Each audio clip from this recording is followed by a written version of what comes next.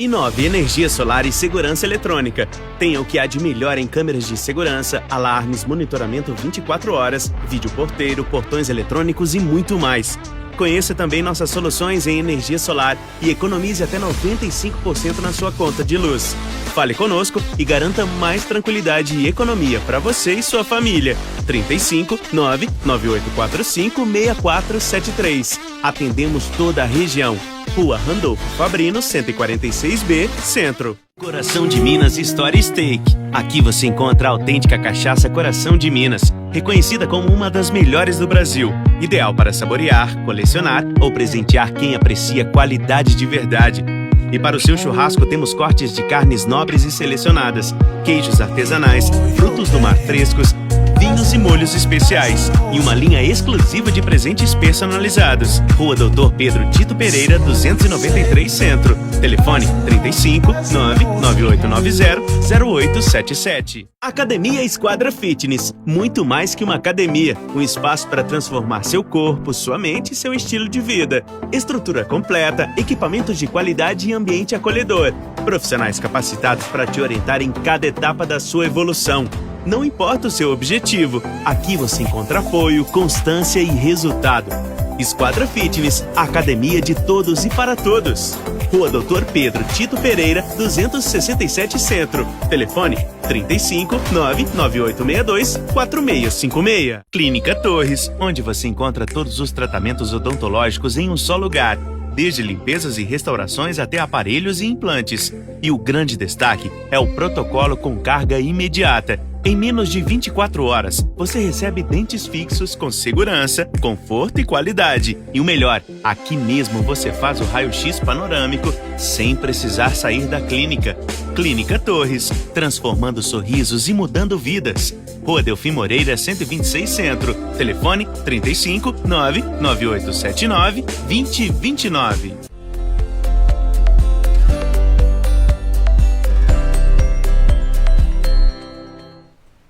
Boa noite para você, começando mais um podcast Carmo Web Entrevista. Hoje é dia 10 do mês de julho, quinta-feira, é um dia diferente, né? Quinta-feira a gente se encontra aqui mais uma vez para conversar, para bater um papo, enfim, para trazer também, claro, prestação de serviço, utilidade pública, informação, principalmente sobre saúde, que vai ser o tema especial do podcast desta quinta-feira, dia 10 do mês de julho, quando a gente completa exatamente um mês de podcast, um mês de sucesso, graças a Deus, um mês de audiência cada vez maior. Queria agradecer a todos vocês, pessoal aqui de Carmo do Rio Claro, das cidades vizinhas, pessoal de outras cidades, de outros estados e até de outros países também que estão acompanhando todas as semanas o podcast Carmo Web Entrevista. Como eu disse, uma audiência cada vez maior e o sucesso nosso, é claro, é culpa de vocês. Continue com essa culpa que eu estou adorando, não tem problema não. Nós falamos sempre em nome da Clínica Torres, abraço para o Danilo, o pessoal da Clínica Torres. Também Cachaça Coração de Minas, completando 25 anos. Coração de Minas, coisas boas, é claro, vem do coração. Também a Inove Energia Solar e Segurança Eletrônica. Abraço para o Bruno, para todo o pessoal da Inove. Também Academia Esquadra Fitness, abraço Renata, abraço Adir. E o Adir é o aniversariante do dia. Abraço Adir, parabéns para você. Sucesso, que Deus continue te abençoando para fazer esse trabalho maravilhoso que vocês fazem aqui em Carmo do Rio Claro. E o Adir é um dos nossos convidados, vai estar aqui com a gente no último podcast nesse mês de julho. Também as nossas parcerias aqui, Saulinho Lanches, o melhor lanche da cidade. Peça agora, não mexe com panela hoje, não faça janta, pede um lanche lá do Saulinho. O telefone é o 99861-3527, 99861-3527, lá no Saulinho Lanches. E também Rádio Difusora FM, abraço Rodrigo, pessoal da Rádio Difusora FM, a rádio que mais cresce também aqui em Carmo do Rio Claro. Lembrando, gente, que nós estamos no YouTube, também no Spotify e no TikTok. Estamos indo longe, tá vendo? Segura não é não. Enfim, dá uma boa noite aqui para a Flávia Salvador, já está acompanhando a gente, a Cláudia Ribeiro de Bim e também a Leila Ribeiro, mamãe da nossa convidada de hoje. Boa noite, Laura, seja bem-vinda. Boa noite, Zé, obrigada pelo convite. Tudo bem? Tudo bem, e você? Graças a Deus, melhor agora. Obrigado por ter aceito o nosso convite mais uma vez. É um prazer ter você aqui. Eu que agradeço. Gente, falando um pouquinho aqui sobre a nossa convidada, ela é carmelitana, morou na roça até os 9 anos, né? Saiu de casa aos 16 anos, a gente não precisa falar quanto tempo faz isso, né? Foi estudar na Bolívia, atualmente mora na Bahia, onde atende crianças e ajuda também as suas famílias nos desafios do dia a dia, inclusive um trabalho forte também pelas redes sociais. Falando um pouquinho da Leila, a Leila está acompanhando a gente aqui. Falando um pouquinho da Laura, né? Ô Laura, eu queria que, para a gente começar, afinal de contas, quem é a doutora Laura? Bom, Laura hoje é uma mulher extremamente realizada, com uma profissão que me traz muita satisfação. Hoje moro em um lugar que eu me sinto muito acolhida, apesar de ter muita saudade aqui da nossa cidade. Mas hoje é isso, sou extremamente realizada, sou casada com o Rogério, né? Moramos na Bahia. Infelizmente a gente não pode vir com tanta frequência, mas é sempre uma alegria voltar aqui na nossa cidade. Com certeza. Mandar um abraço também pro pessoal da Bahia, né, que estiver acompanhando a gente aí. Gente, você que tiver de repente alguma mensagem, alguma pergunta, tem alguma dúvida, aproveita que hoje é dia de você tirar essa dúvida, né, fazer a pergunta, pode ficar à vontade, que a gente passa para a doutora Laura aqui e ela vai responder na medida do possível. Laura, afinal de contas, por que você quis ser médica, né? Como é que começou isso? Bom, a medicina, Zé, na verdade, ela surgiu de uma forma muito repentina. Não, desde criança... Não era aquele desejo infantil de desde criança sonhava com isso? Não. Isso não acontecia desde criança. Na verdade, eu tinha uma grande vontade que era ser piloto da aeronáutica. Cheguei a fazer provas e tudo, mas... Quem sabe ainda? Mas não deu. E... Então, aí na faixa dos meus 17 anos, surgiu, né, essa ideia de fazer medicina. Eu recentemente, fiquei sabendo de uma pessoa aqui da nossa cidade que foi estudar fora. E eu me vi nessa oportunidade, agarrei e fui.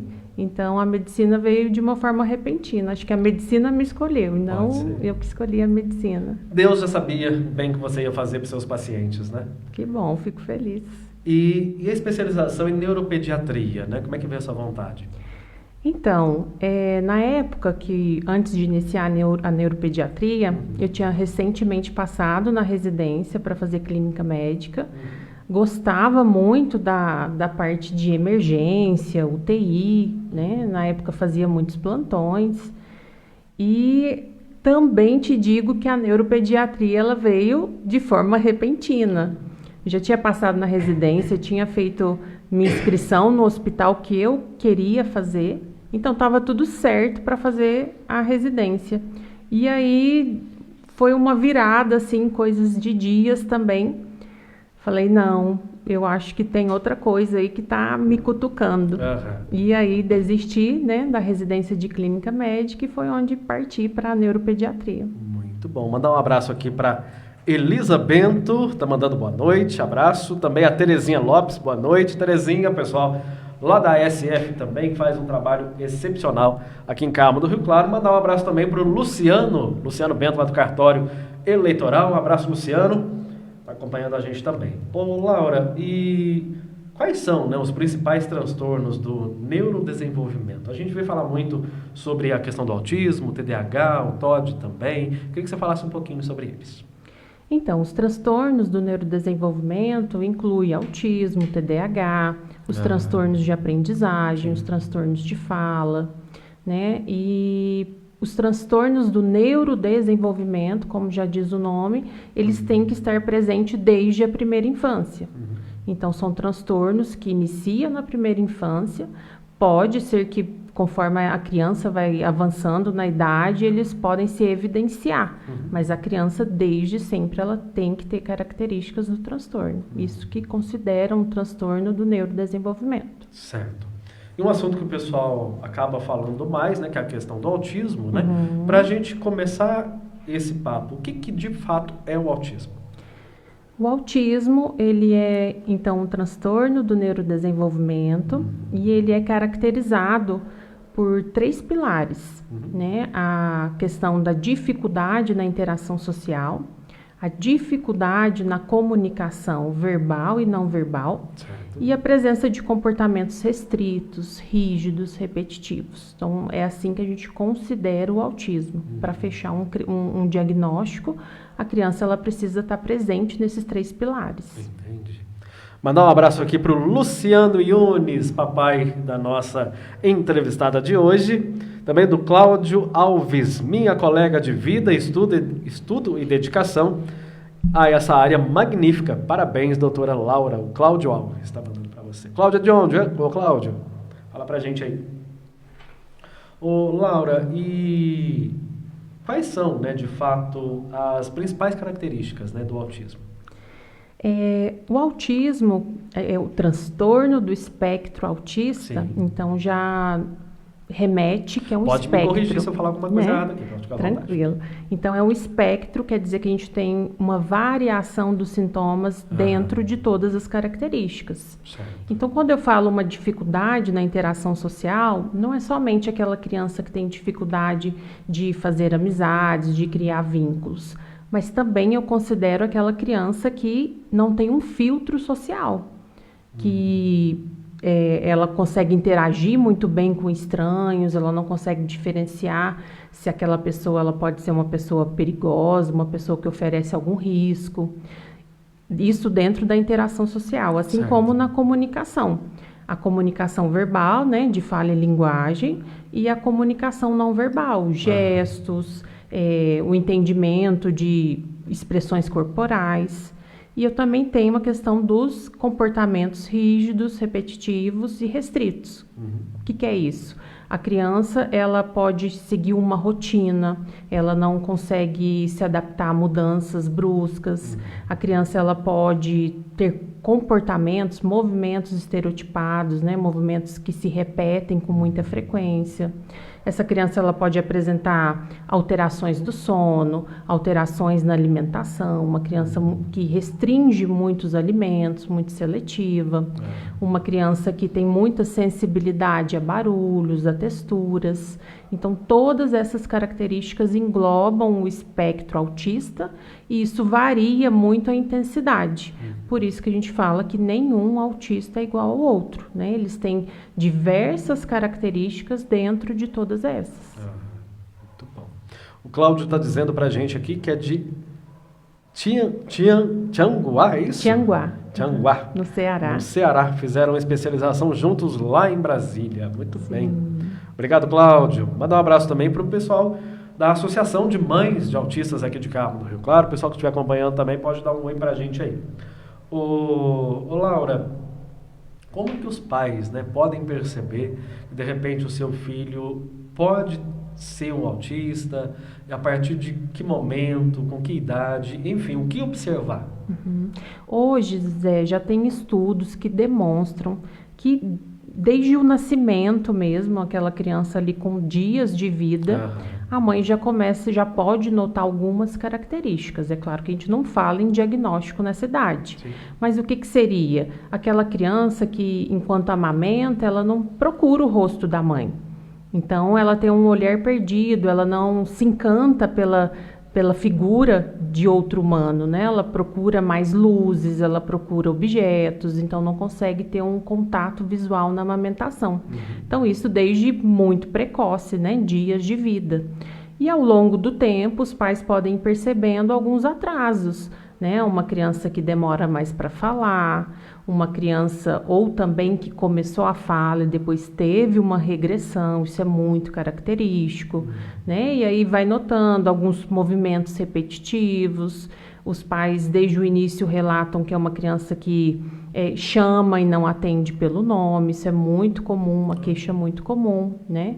É uma criança que você faz um comando, pede para pegar alguma coisa, a criança ela não se atenta, ela não faz aquilo que você pede. Então, se a gente for pensar desde quando eu vejo esses sinais, desde muito precoce, né? Por isso que a gente sempre fala, fiquem atentos, porque a partir de 1 ano e 6 meses, a gente já tem segurança para fechar um diagnóstico. Mas é claro que antes disso, a gente precisa de quê? De estimular o máximo possível para essa criança ganhar essas habilidades que ela ainda não tem. Sim. E os pais que procuram, né, o seu consultório, como é que eles costumam chegar ali? Qual que é a abordagem? Como é que é esse primeiro contato? Varia muito. Tem pais que já chegam aí que foram preparados, já buscaram muitas informações, né? Já pensam que realmente é um diagnóstico provável. Sim. Mas também tem pais que vão porque outras pessoas pedem para ir, né? Ficam falando, vocês precisam procurar, e eles vão. Então, são pais que muitas vezes não esperam pelo diagnóstico e, de fato, é uma surpresa, né? Se esse diagnóstico vem em uma única consulta. Então, isso varia muito, mas a grande maioria dos pais hoje chegam muito conscientes no consultório. Que bom. Isso é bom, né? Sim, com certeza. Principalmente para o futuro da criança. Exatamente. Isso demonstra que as informações hoje, né, abrangem aí, chegam com muito mais clareza em todas as famílias, né? Inclusive, Laura, a gente vê um trabalho seu muito forte também na rede social, né? Você acredita que essa parte, né, de poder conversar talvez até de mais perto com as pessoas, dar esse esclarecimento, pode ajudar também nesse tratamento precoce? Sim, com certeza. Muitas famílias chegam para mim no consultório, doutor, eu vi seu vídeo assim, Sim. eu percebi características no meu filho. Então, esse papel de informar hoje na internet é algo que eu gosto muito, né? E eu faço com muita dedicação, porque realmente eu vejo que faz uma grande diferença, né? E as famílias, elas realmente, através desses vídeos, desses posts, elas começam a observar muito mais os filhos e aí procuram com muito mais precocidade o atendimento. Sim. Coisa que antigamente não era assim. Exatamente. Né? Antigamente era dito que o autismo só vinha a ser diagnosticado a partir dos 3 anos. Então, até os 3 anos, a criança ficava ali, sem ser estimulada, sem ter um tratamento. E com certeza, depois dos 3 anos, a gente tinha uma maior dificuldade de ganho de habilidades. Então, eu acho extremamente importante hoje o papel que a internet tem de levar essas informações de uma forma tão facilitada para todo mundo. Sim. Ou seja, nós estamos dizendo aqui que mesmo uma criança ainda tão pequena, que seja com 3 anos, né, já é talvez até um tempo tardio que pode gerar prejuízo. Exatamente, exatamente. Então, como eu falei, a partir de 1 ano e 6 meses a gente já tem segurança para dar um diagnóstico. E antigamente isso só vinha a partir de 3 anos. Né? Então, a gente já perdeu aí 1 ano e meio de estímulo para essa criança poder se desenvolver. E é o que faz a grande diferença no futuro. Quanto mais estímulo, mais essa criança tem a capacidade de ganhar habilidades e ser um adolescente funcional, um adulto funcional. Ainda existe também uma certa resistência, né, dos pais de não procurar, de achar que não é, de que com o tempo vai melhorar, ou de repente até você está falando de 1 ano e meio, que com 3 anos já tem prejuízo. O meu filho já tem 5, 6 anos, então agora não adianta mais. Tem isso também? Olha, eu atendo sim muitas famílias que me falam, doutor, eu via isso desde muito cedo, mas eu achei que ia melhorar, eu achei que não era autismo, né? E acabam postergando essa avaliação. E aí, mas na grande maioria das vezes, eu vejo que as mães, elas já conseguem observar e entender mais sobre o comportamento da criança. Coisa que hoje muitos pais têm dificuldade, né? O homem tem dificuldade nessa aceitação. Tanto é que, assim, eu te digo sem medo que 90% das famílias que eu atendo em consultório, somente a mãe está presente. Né? Somente a mãe. Poucas são as famílias que os pais vão junto, que os pais realmente estão abertos para receber esse diagnóstico. É claro que não é fácil, né? Todo mundo passa por um período de luto quando recebe o diagnóstico. Mas eu vejo que os pais, eles têm mais resistência e acaba que as mães ficam sozinhas, né, nesse período tão difícil que é receber o diagnóstico. Pois é. Chegou no seu consultório, teve esse diagnóstico. Quais são as principais dúvidas, né, desses pais que, de repente, estão chegando nesse universo agora? As principais dúvidas giram em torno, será que o meu filho vai melhorar o que ele apresenta de dificuldade hoje? Ele vai evoluir, doutora? Ele vai falar? Né? Então, são dúvidas assim que quem dera se dependesse realmente de mim, né, para consolar essas mães, para poder acolher essas mães, mas isso depende muito da terapia, do tratamento adequado, da precocidade desse tratamento e principalmente da própria genética da criança, né? Por mais que muitas crianças recebam uma terapia adequada, um tempo de intervenção adequado, tem muitas crianças que a gente vê que tem um desenvolvimento mais lento e não vai chegar a ser um adolescente funcional, mesmo que receba as terapias adequadas. Sim.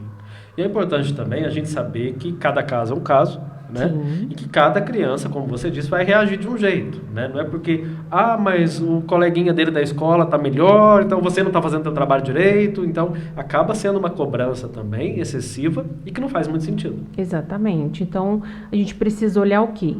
Como que está a intensidade dessa terapia? Quantas horas de terapia essa criança está fazendo? O que aquele profissional está trabalhando com a criança em terapia? E também ter o entendimento, que é muito particular de cada criança. Tem criança que com pouco tempo de intervenção ganha habilidade, vai se tornando cada vez mais funcional. Mas tem outras que têm esse desenvolvimento mais lento, né? E a família, ela precisa também compreender que nem sempre se trata só do profissional e só da terapia. Sim. E aí nós estamos falando da participação da família. Sim, né? Sim. A família, ela precisa estar muito aberta para entender, né, sobre esse caminho que vai percorrer a partir do diagnóstico. Eu vejo hoje que muitas famílias, elas deixam na mão dos profissionais, né? E o que eu sempre falo para os pais, olha, pais, a criança, ela vai passar 1 ou 2 horas com o terapeuta na semana. O resto, ela está dentro de casa com vocês. Exatamente. Se vocês não se capacitarem, se vocês não entenderem o que podem fazer para ajudar nas dificuldades dessa criança, o desenvolvimento vai ser mais lento, né? A gente não pode só entregar para o terapeuta e achar que ele vai resolver tudo. Algumas crianças, sim, vai ajudar muito, mas a grande maioria das crianças melhoram muito quando os pais intervêm em casa. Muito bem, então tá aí, fica o recado, né? Que eu acho que não adianta, de repente você vai lá, faz todo o trabalho, em casa você age como se nada tivesse acontecendo, você acaba perdendo aquele trabalho que foi feito, né, pelo profissional. A questão dos impactos sensoriais, né? A questão de som, luz, os estímulos, né, visuais, como é que isso pode afetar uma pessoa autista? Então, hoje a grande maioria das crianças autistas, elas apresentam essas alterações sensoriais, né? Então, é uma luz, é um barulho de foguete, é um barulho de liquidificador, né? É uma textura, não conseguem pisar na grama, não conseguem pisar na areia. Isso impacta de que forma? Muitas vezes trazendo uma irritabilidade para o comportamento da criança. Por isso que se a gente não olha com calma todo o contexto que aquela criança está irritada, muitas vezes a gente não consegue tratar da forma birra, exatamente, né? Então eu digo para os pais, a gente precisa diferenciar birra, né, de uma crise que pode ser uma crise sensorial, exatamente por essas questões que a gente não consegue perceber e que a criança autista, ela tem mais sensibilidade. Eu tenho crianças que elas desregulam com a temperatura. Se é um dia muito quente, a criança, ela costuma ficar mais estressada, mais irritada, mais chorosa. Então, quando os pais conseguem ter a noção disso, fica muito mais fácil de lidar com a criança, né? E aí a gente diferencia a birra de que formas?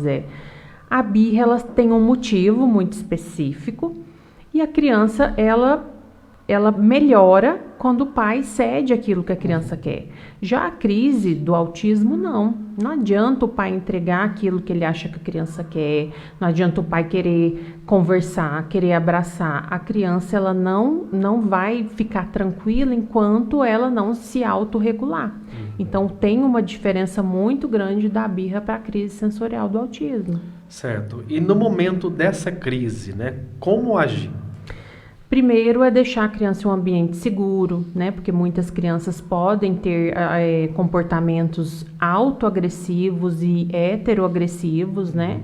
Então, que seja um ambiente seguro, que seja um ambiente silencioso, né? Um ambiente que não tenha tanto estímulo, luzes, questões visuais, né? Até que a criança se autorregule para que ela saia daquele momento de crise. E na grande maioria das vezes, as crianças autistas, elas apresentam as famosas estereotipias, que são esses movimentos repetitivos que elas se autorregulam. Sim. Então, tem as crianças que fazem os flaps com as mãozinhas, tem crianças que ficam girando, correm de um lado para o outro. Então, isso também é uma autorregulação para ela se sentir melhor.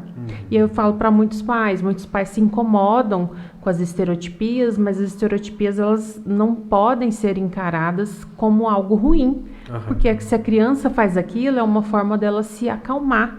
Então, é algo claro que, de certa forma, se for muito intenso, a gente precisa intervir, mas na grande maioria das vezes traz um bem-estar para essa criança autista.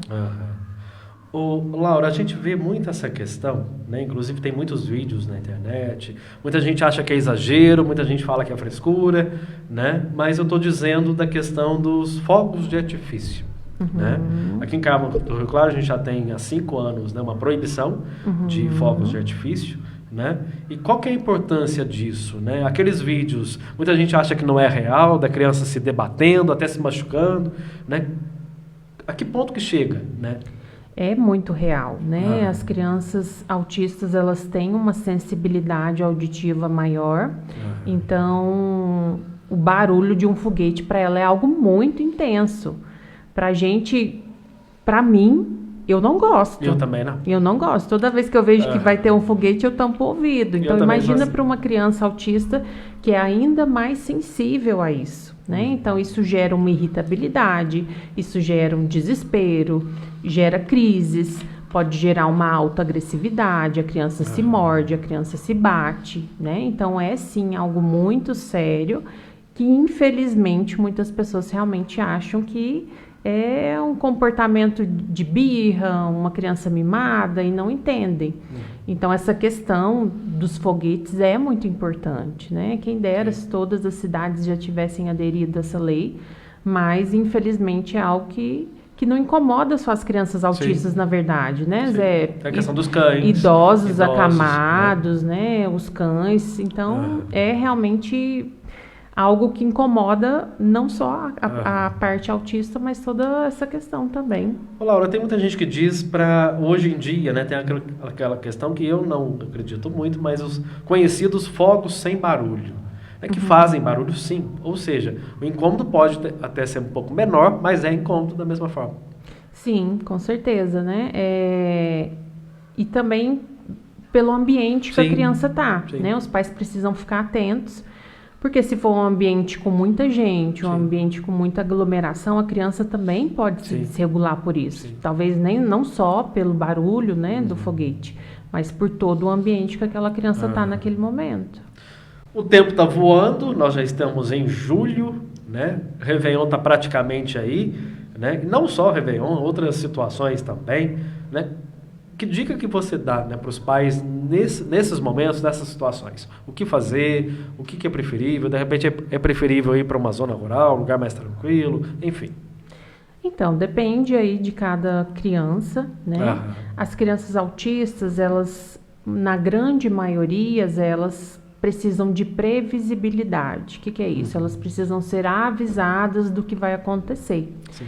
Então, a depender de uma criança que ela já vem aí num trabalho terapêutico, que os pais já conseguem explicar o que vai acontecer, talvez essa criança até consegue permanecer naquele ambiente. Mas as crianças que os pais já veem, que entram em uma crise muito intensa, né, que podem ter esses comportamentos agressivos, o ideal realmente é evitar, né, esse tipo de ambiente, porque a criança vai se desregular. E é muito difícil acalmar essa criança, né? Como eu falei, ela se autorregula para se acalmar. Então, não importa o que os pais façam naquele momento, é muito difícil e os pais ficam muito apreensivos. Sim. Então, cada família sabe da sua realidade, cada família realmente precisa decidir, né, o que vai fazer para que aquela criança não se desregule, né, e que todo o ambiente familiar também não seja prejudicado. Uhum.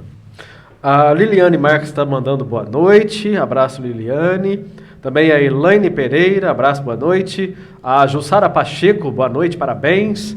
Cleusmar Gobi, acho que é isso mesmo, boa noite. Boa noite para vocês, gente. Se tiver alguma pergunta, algum comentário, fique à vontade, pode fazer, que hoje a consulta é 0800 aqui. Ô Laura, o que é levado em conta, né, para se fechar o diagnóstico de autismo? O diagnóstico de autismo, a gente precisa falar sempre que ele é clínico. Sim. Como assim? Ele é através da observação da criança, através dos relatos dos pais, de um relato da escola, de um relato de algum já profissional que talvez acompanhe essa criança. Então, ele é totalmente clínico, no momento da consulta, né? Uma observação. Sim. Muitos pais ainda se apegam que o autismo ele precisa de um exame, de uma ressonância, de uma tomografia, de um eletro, né? E não tem nada disso, né? Então, o diagnóstico ele é clínico e baseado nesses critérios que a gente comentou lá no início. Às vezes o pai chega, mas você não vai pedir nenhum exame, não sei o quê, né? Isso é muito comum, muito comum. Doutora, mas não precisa de um exame da cabeça para ver se realmente é autismo? Não tem sentido, não vai sair nada relacionado ao autismo nesse exame de uma ressonância, de uma tomografia, né? O que a gente pode, em algumas situações, é solicitar esses exames diante de uma dúvida diagnóstica, né? Será que é realmente autismo? Por exemplo, nos casos de autismo regressivo, que a criança perdeu a habilidade, é importante eu investigar se pode ser por alguma outra causa. Sim. Um tumor, uma síndrome genética, né? Então, nesses casos, é totalmente válido solicitar outros exames. Mas, na grande maioria das vezes, o diagnóstico é apenas clínico mesmo, a observação da criança. Jonathan Peçanha, boa noite. Laura é nota 1000.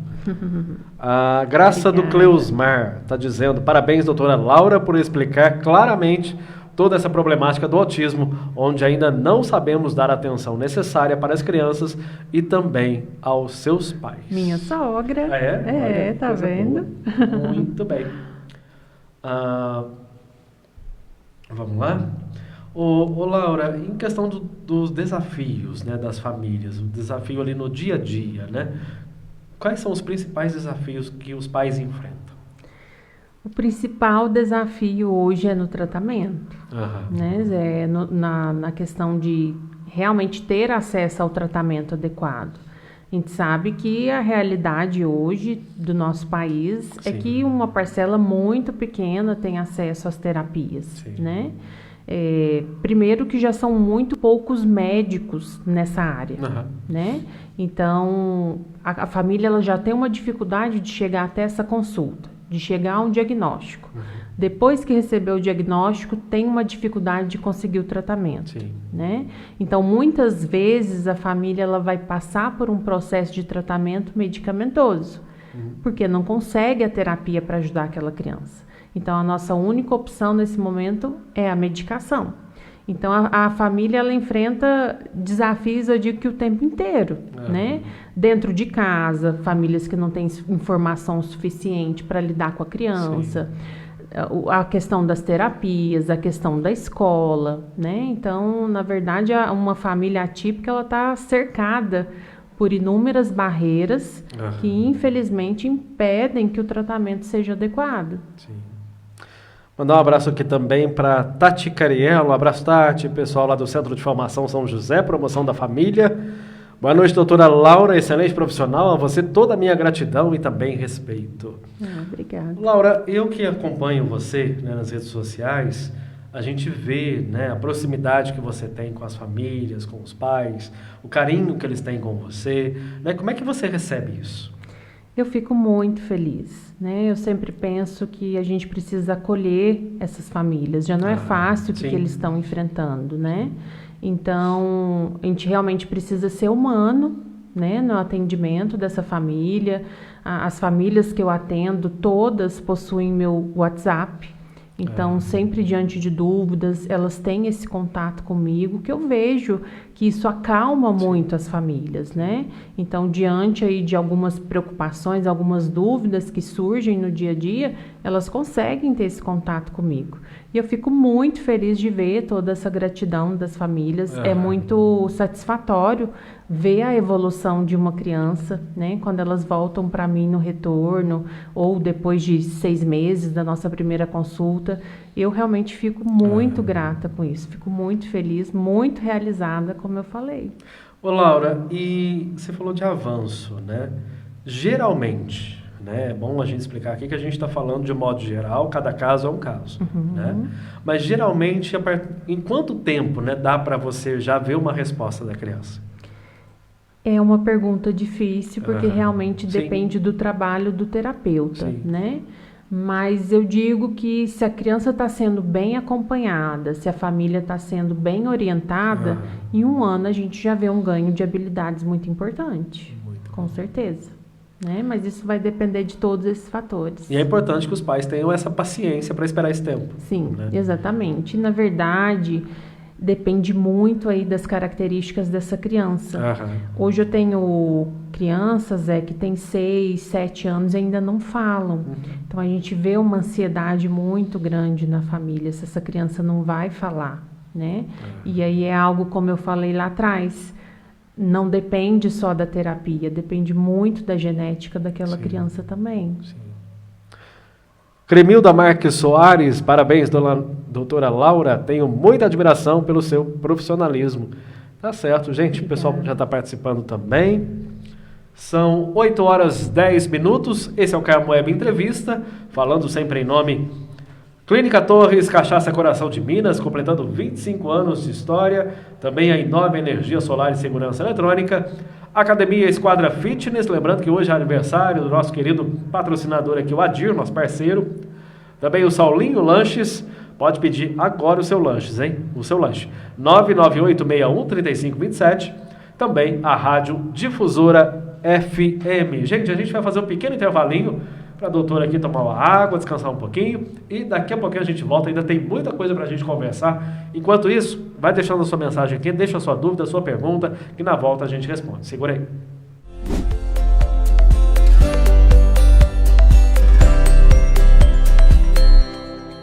Inove Energia Solar e Segurança Eletrônica. Tenha o que há de melhor em câmeras de segurança, alarmes, monitoramento 24 horas, vídeo porteiro, portões eletrônicos e muito mais. Conheça também nossas soluções em energia solar e economize até 95% na sua conta de luz. Fale conosco e garanta mais tranquilidade e economia para você e sua família. 35 99845 6473. Atendemos toda a região. Rua Randolfo Fabrino, 146B, Centro. Coração de Minas Story Steak. Aqui você encontra a autêntica cachaça Coração de Minas, reconhecida como uma das melhores do Brasil. Ideal para saborear, colecionar ou presentear quem aprecia qualidade de verdade.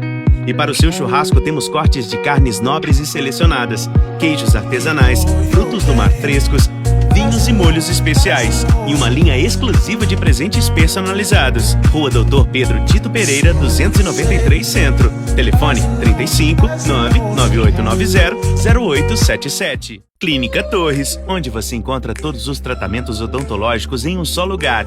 Desde limpezas e restaurações até aparelhos e implantes. E o grande destaque é o protocolo com carga imediata. Em menos de 24 horas, você recebe dentes fixos com segurança, conforto e qualidade. E o melhor, aqui mesmo você faz o raio-x panorâmico sem precisar sair da clínica.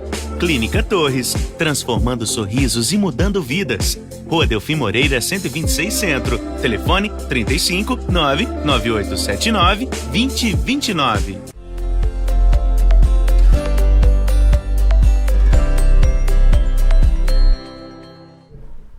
Muito bem, de volta ao podcast Carmo Web Entrevista. Hoje é quinta-feira, um dia diferente, porém, trazendo aqui um assunto de extrema importância, de extrema relevância, falando sobre a saúde das nossas crianças, os transtornos e principalmente a questão do autismo. Para isso, Nós estamos recebendo a doutora Laura Ribeiro Yunes, ela que é de Carmo do Rio Claro, porém mora na Bahia, onde está fazendo calor, não tem frio, e eu estou morrendo de inveja. Laura, antes da gente voltar na questão que a gente estava conversando, vamos falar um pouquinho da Laura aqui de Carmo do Rio Claro, né? Como é que foi a infância da Laura? Então, eu me lembro, né, a minha infância ali, os 4 ou 5 anos, eu morei com a minha avó, né? Morava com a minha avó, estudei no Jardim Cise, estudei no Coronel. Cise, abraço G, todo o pessoal. Sim. E depois disso a gente foi morar na roça, né? Que era Você lembra onde? Sim, uma fazenda que era depois do Itaci, né?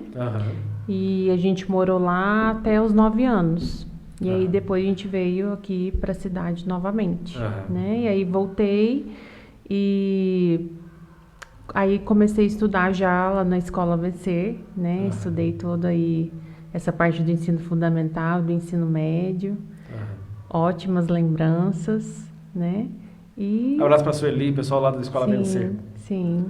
Então, a infância foi assim, uma menina que sempre brincava muito, mas que sempre escutou muito, que era muito tímida, muito séria, né? Não era muito extrovertida. Hoje até pensando assim, né, atuando dentro dessa área, jamais, não me considere autista, mas são muitos traços, né, dessa introspecção, dessa dificuldade em fazer amizades, né, mas isso depois na adolescência veio melhorando, mas durante a infância tinha bastante dificuldade. Muito bom. Doutora Laura, a gente sabe, né, que o autismo tem os casos mais leves, né, os casos que precisam, né, de uma atenção maior, né, eu queria que você falasse sobre essa questão dos casos leves até aqueles que precisam de maior. Sim, o autismo ele é dividido, ele é classificado nos níveis de suporte, né? Então a gente tem um nível 1 de suporte, que é uma criança que tem mais funcionalidade, é uma criança que consegue manter um diálogo, uma criança que ela não tem alterações cognitivas. Então é uma criança que ela precisa de um suporte, mas um suporte mais leve. Sim. Um autismo nível 2 de suporte já é uma criança que está tendo ainda dificuldades na comunicação, talvez ainda não forma frases, né? São palavras mais soltas, são crianças que ainda demandam ali um suporte maior dos pais, né? Por isso que a gente considera um nível 2, que às vezes popularmente como moderado. Sim. E o nível 3 de suporte já são crianças realmente que têm um comprometimento maior e precisa de um suporte mais intensivo. A grande maioria são crianças não verbais, são crianças que podem apresentar outras comorbidades além do autismo, né? Então são crianças que demandam um tratamento muito mais intenso. Sim. Laura, é importante, né, que em casa e na escola também, essas crianças tenham, né, uma rotina estruturada?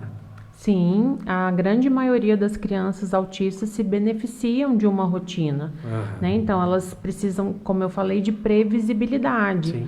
Saber o momento que vai ir para a escola, o momento de comer, o momento de fazer a tarefa, o momento da terapia. Então, elas se sentem mais seguras diante daquilo que elas sabem que vai acontecer.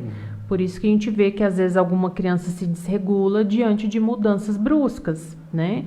Hoje, em consultório, é algo relatado, para você ter ideia, que a criança está acostumada com um certo trajeto para ir para a escola. O dia que o pai troca a rua, ela já se desregula, não consegue ter o entendimento que mesmo passando por um outro caminho, vai chegar na escola, né? Então, a criança, ela é restrita naquilo, ela precisa ter aquela previsibilidade de que por aquele caminho ela está segura e ela vai chegar na escola. Então, a rotina é extremamente importante para as crianças autistas. Claro que tem crianças que não têm essa necessidade de rotina, mas a grande maioria sim. Muito bom. A Marlene Torres de Carvalho, abraço Marlene, está mandando um abraço para a gente aqui também. Doutora Laura, a gente falou sobre a questão das terapias, né? Que nem todo mundo tem acesso e a gente sabe que Infelizmente, hoje a maioria, né? Pela Sim. questão principalmente econômica, Sim. né? Como tentar compensar essa falta dessa terapia? Os pais, né? Eu sempre digo aos pais o que eu já comentei, né? Que os pais precisam se capacitar. Hoje na internet nós temos aí uma infinidade de vídeos, né? De orientações, vídeos gratuitos no YouTube que os pais podem tá acompanhando, né? Então, os pais, eles precisam se capacitar para poder dar esse suporte que a criança não tem em terapia. Então, a capacidade dos pais de estimular essa criança é extremamente importante para o desenvolvimento.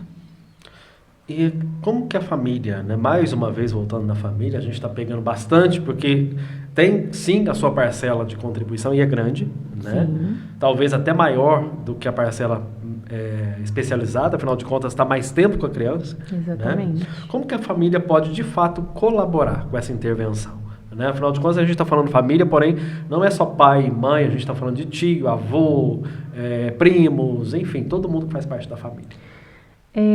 O que eu vejo hoje, Zé, é que a rede de apoio das famílias atípicas é muito pequena, né? É difícil a família, os pais, ela ter com quem contar em um momento que precisa deixar a criança. E os pais, eles precisam agir dentro de alguns pilares que são acessíveis para a família para poder ajudar essa criança. Como o quê? A criança ter uma rotina, como a gente falou, a criança ela ter uma boa alimentação, ela ter um horário certo para dormir, ela ter pouco acesso às telas, que é algo que vem atrapalhando muito o desenvolvimento, né? E a família cada vez mais se capacitar. Mas falando em questão de rede de apoio, infelizmente a grande maioria das famílias não tem essa rede de apoio. São extremamente sozinhas e a gente vê em consultório as famílias extremamente sobrecarregadas, muito cansadas, porque não tem com quem contar. Sim. Nesse caso, é importante também a família procurar talvez até um apoio psicológico? Com certeza, com certeza. Então, no momento que a gente está atendendo aquela criança, a gente também precisa direcionar o olhar para a família, né? E diante de notar que essa família está sobrecarregada, também orientar a busca por um profissional, muito importante. Porque a grande maioria das mães acabam apresentando depressão, né, acabam se fechando porque não tem outras pessoas para ela poder se relacionar. A rotina da família fica muito restrita para a criança. Sim. Então é um aniversário, é um encontro familiar que muitas vezes eles deixam de participar porque a criança não consegue estar naquele ambiente. Então, infelizmente, é uma realidade muito triste, muito solitária das famílias atípicas. Sim. E a gente falava aqui em off, né, a questão da importância do pai, né, colaborar. Porque a gente sabe que muitas vezes também essa mãe é deixada, né, Sim, sozinha de fato com a criança. A gente vê hoje que o divórcio ele aumenta muito depois de um diagnóstico. Muito, infelizmente. E os pais, eles têm muita dificuldade na aceitação desse diagnóstico. É a minha realidade em consultório, né? Então, muitas vezes, para os pais, é algo que não é um transtorno, é um atraso comum e aquilo vai se resolver sozinho. E a mãe fica sozinha na busca pelo tratamento dessa criança. Essa semana passada mesmo, eu atendi algumas famílias assim, que as mães falam, doutor, eu tô sozinha, o pai não quer ajudar, o pai fala que é coisa da minha cabeça, que eu estou inventando doença para o meu filho, né? Então, as mães, elas ficam muito sozinhas, muito sobrecarregadas. Doutora, e aqui em Carmo do Rio Claro, né, a gente tem a associação, né, de mães de autistas. Qual que é a importância, né, desses grupos, dessas associações? A importância para trazer visibilidade, né, para a comunidade autista. Sim.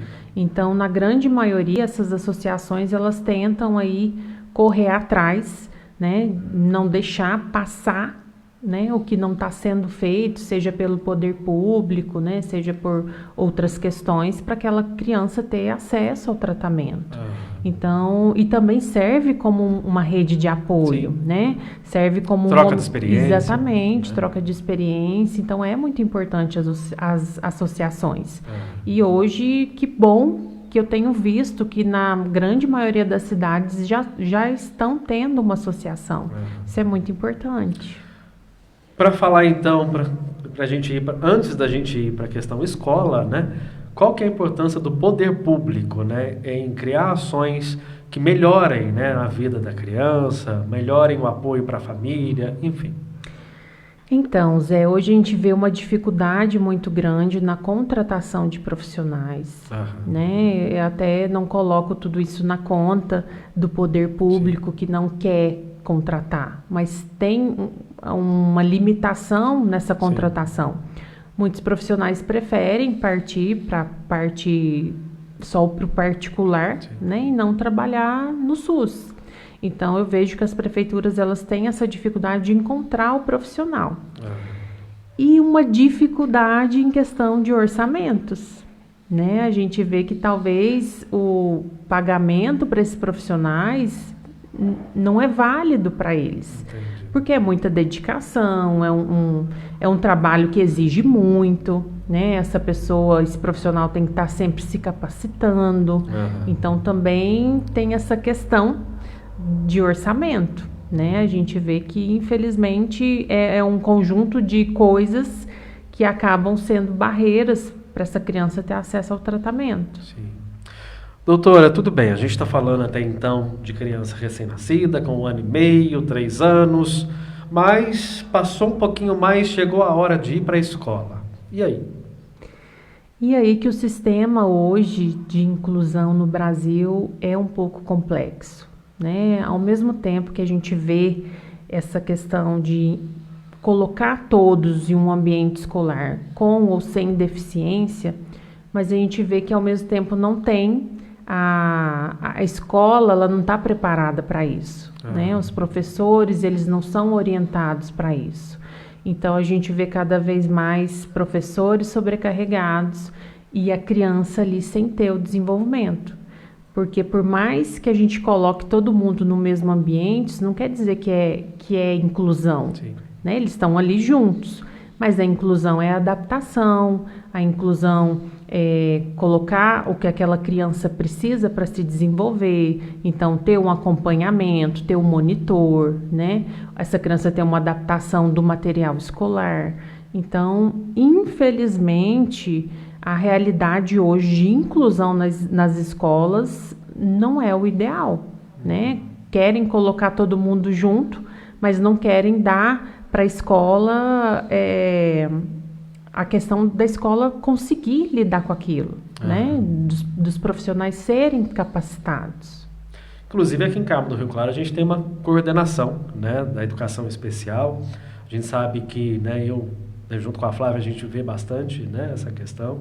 E esse trabalho é de extrema importância, né? Por quê? Porque resulta em melhoria para o aluno, né, para a criança. Exatamente. A gente precisa capacitar os profissionais que vão lidar com aquela criança na escola, né? Desde o professor até a pessoa que faz parte da limpeza, elas precisam entender o que é aquele transtorno.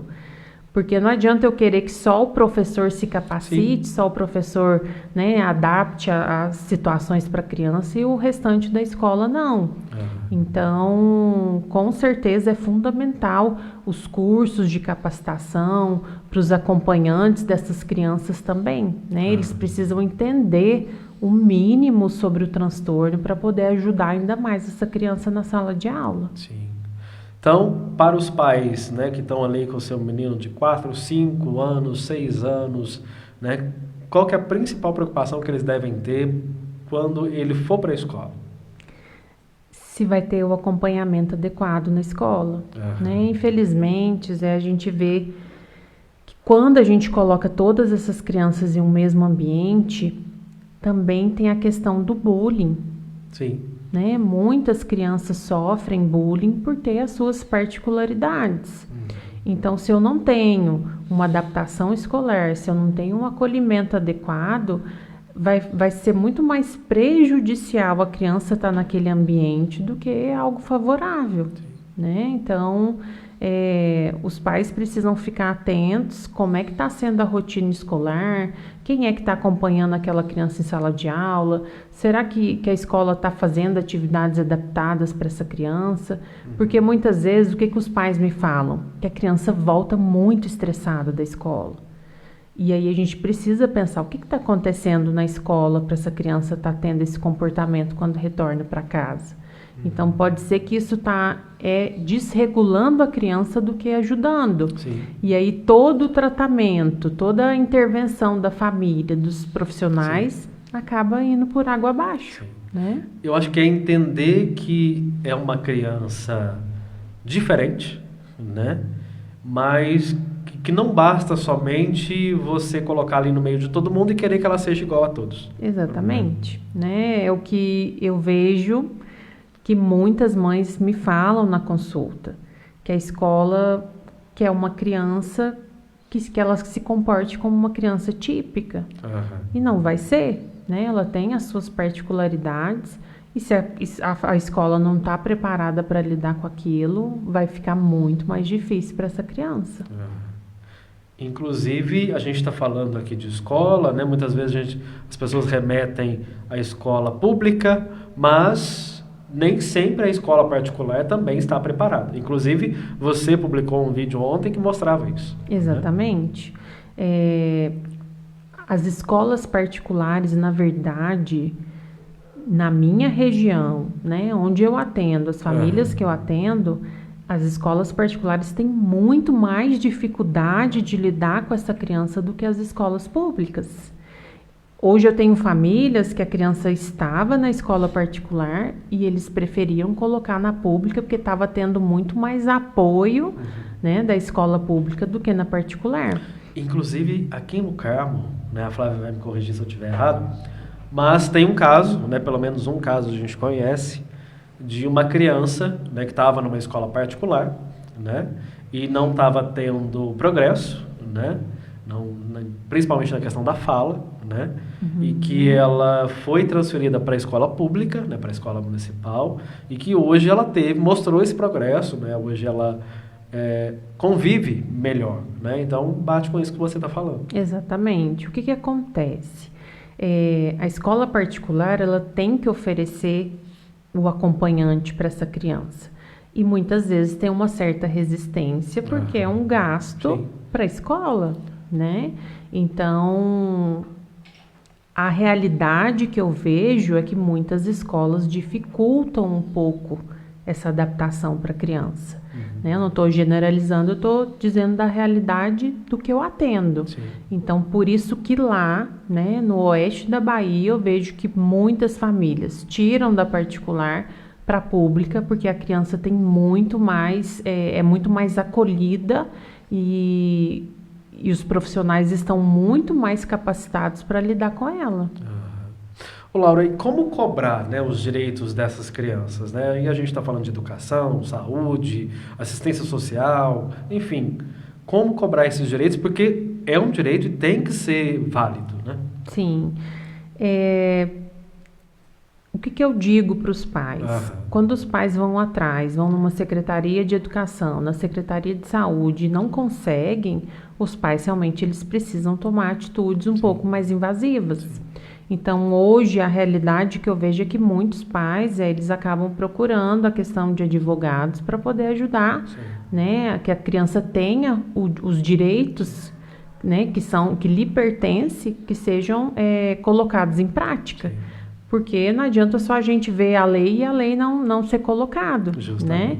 Então, muitos pais acabam tendo que procurar essa questão, né, para poder fazer valer os direitos da criança.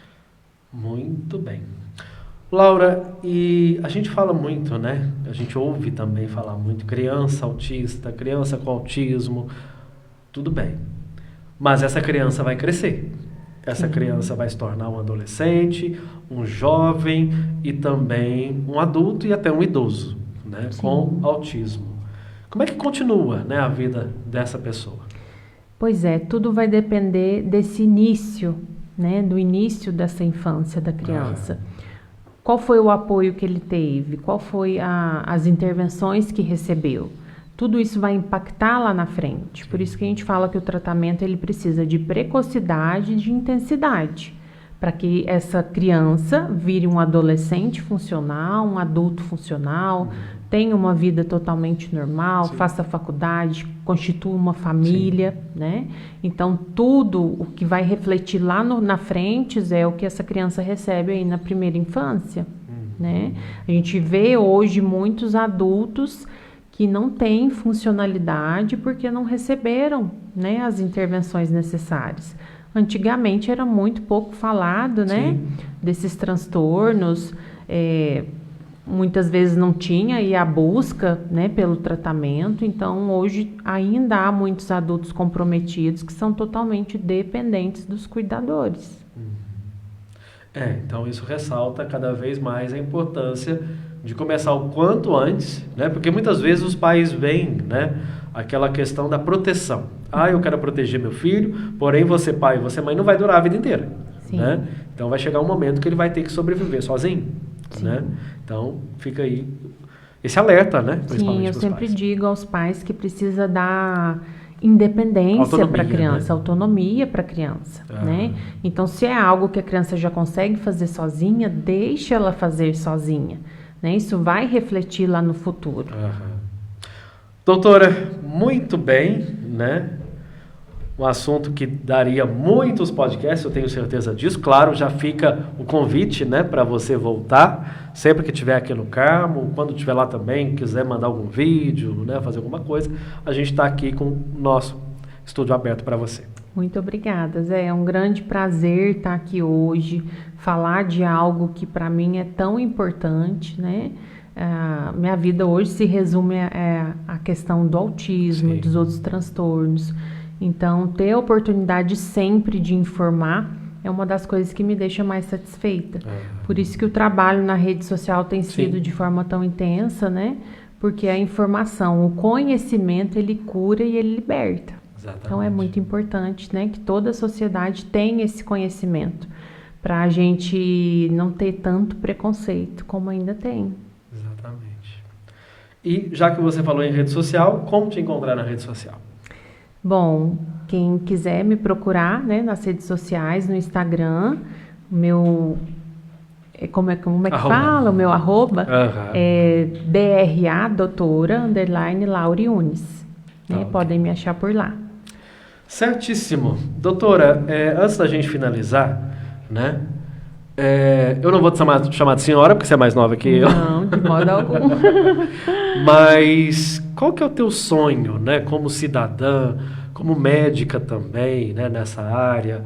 Qual que é o teu sonho para que a medicina, enfim, também a questão da conscientização, né? O que você queria ver como realidade?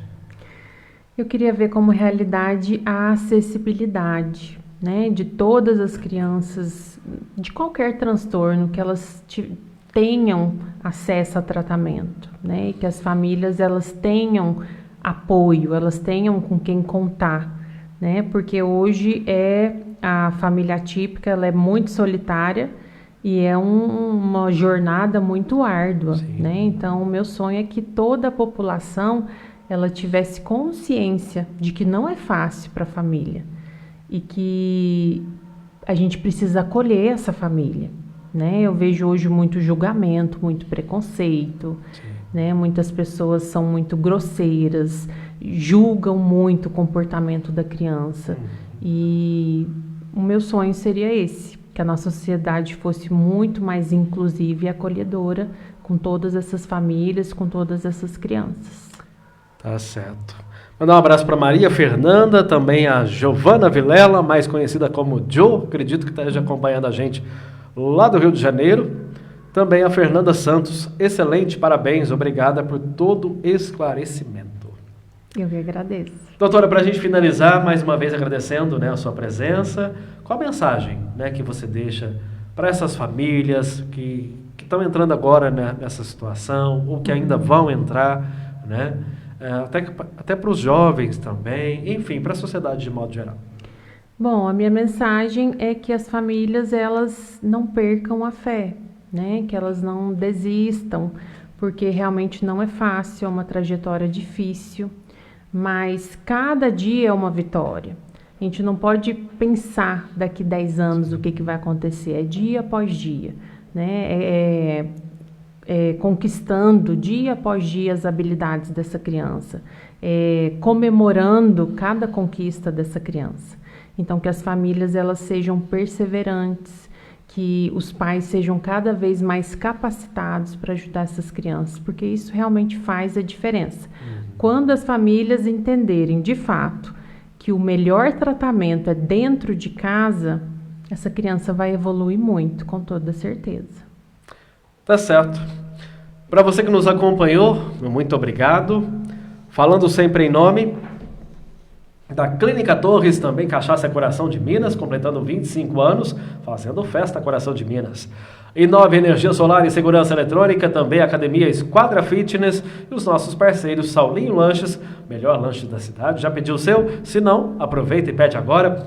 99861-3527 e também a Rádio Difusora FM. Lembrando, gente, que nós estamos também nos canais no YouTube. Amanhã você já vê na íntegra, né, um podcast no YouTube. Pode assistir na televisão, pode assistir da forma que você quiser. Também nós estamos no Spotify e no TikTok. Muito bem.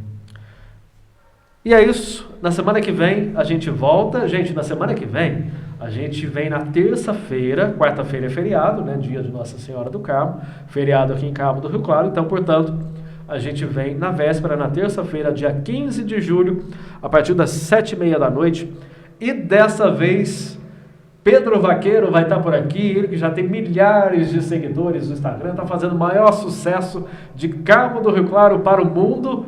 Pedro Vaqueiro vai estar com a gente aqui terça-feira, dia 15 de julho, a partir das 7h30 da noite, ao vivo. Eu espero você. Fiquem todos com Deus, uma ótima semana e até lá.